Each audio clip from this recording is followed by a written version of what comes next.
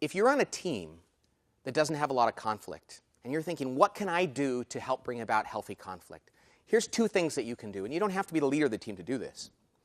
First of all, be a miner of conflict. And that is when you see that people disagree about something, kindly say, I think that you guys are on different pages around this, aren't you? And people will try to avoid it. They'll say, oh, no, we're fine. And say, no, I'm not trying to make it to see if you're fine. I think you might have different perspectives that would be good for us to understand. So be a miner of conflict. What I mean is extract that conflict from under the table and put it on the middle of the table and say, let's talk about that. And then when the people start to discuss it, do something that seems very counterintuitive. Interrupt them.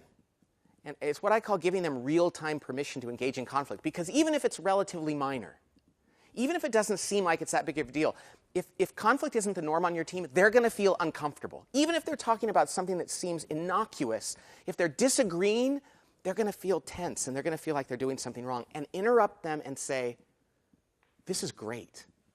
This is great. I love this conversation because this is exactly the kind of thing that will make our team stronger. I do this when I consult to people at all levels of teams. Even Fortune 500 CEOs and their executive teams, they'll start to debate with one another and they're uncomfortable, they feel bad, and I'll interrupt them and remind them that they're doing something good. And I'm always thinking that they're going to say, Pat, we know this, we're adults, but they always need it. Because after I remind them, all the tension drains away, and the only thing that's left is the issue that they need to discuss. So be a miner of conflict. Be a real-time provider of permission to engage in that conflict, and over time you'll see the culture change on your team.